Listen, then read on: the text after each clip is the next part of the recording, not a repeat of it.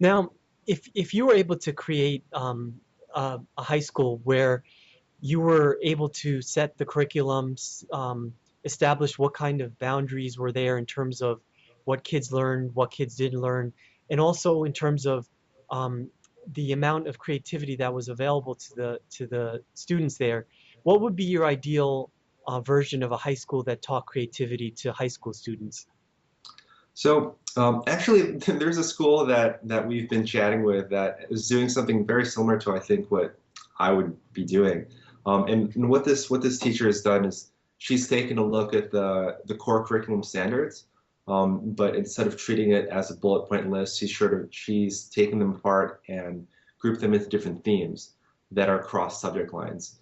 So the way she teaches, so one of the projects that she teaches is when she's teaching about pilgrims and the colonization of America, she has students build a ship out of materials that are available in the 16th century, and then that ship is then raced across the pool. So you're making things, you're learning about materials, learning a little bit about hydrodynamics, and you're learning about history.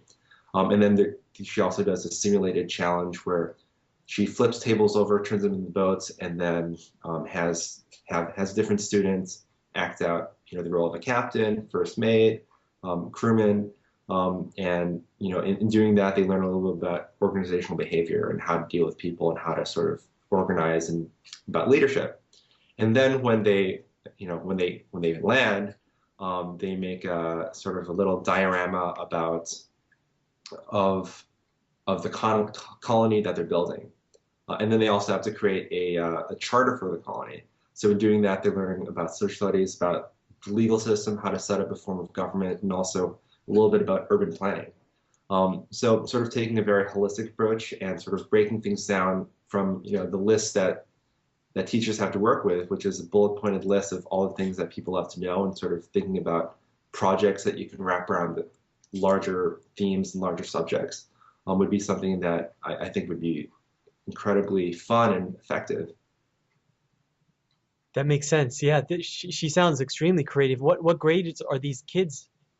I think she's dealing with elementary and middle school right now, but yeah, I'm not sure if like I was saying, high school is a really difficult time to push into because there is just so much stress around getting people into college. But there are schools that have incorporated this sort of project-based learning into things. One of the schools that we visited and were really inspired by is called Nueva School. And there's something that the D School has been working with, but they also have done a lot of really innovative things. They have this thing called the eyelab where they have a bunch of really cool tools, and they integrate sort of the design process into several other projects where they go out and you find prototype, iterate on the prototypes, and actually get to create things that are for other people or for themselves that tackle some real problems. So I think there are some places out there that are trying to do things that are more innovative, but it's difficult. Yeah, no, I can see it, but I think that creative approach really goes around some of the issues that the educational system is dealing with. So I love that. Um, Now, I'm just curious to know what you've learned about creativity in this whole journey, not only putting together this SparkTruck venture, but also interacting with these kids as you have. I think we've definitely found that creativity isn't something you can really plan for. It's something that you have to be open to. So being able to train ourselves and help students sort of train themselves to be more open to noticing opportunities and going with the flow and not being freaked out when they don't know what's going to happen next. I think that was the biggest learning for us. When we set off on well when we started the project, we had no idea how to get a truck, and when we got a truck, we had no idea how to run a truck and where we were going to go and how everything was going to work. But we just kept ourselves open to different possibilities and ended up having a really great time over the course of the summer. And as we go into planning this class, we have no idea how to put together a syllabus or how this is going to work.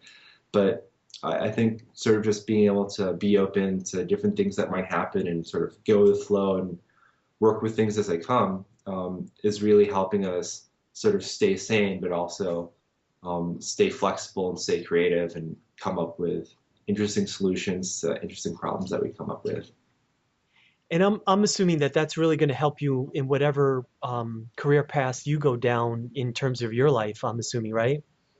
Yeah, I think that being able to, you know, be a little bit okay with uncertainty, but also treat things as prototypes and not be so concerned about things being absolutely perfect the first time. I think that that's going to help me a lot, and I think that's I think if we can leave students with one message, it's that you don't have to get things right the first time, and it's okay to try things out and not be perfect as long as you learn from those things and sort of prototype your way forward. That's awesome.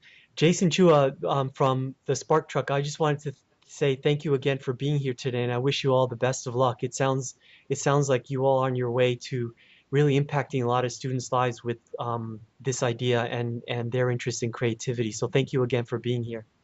Well, thanks for having me, Carlos.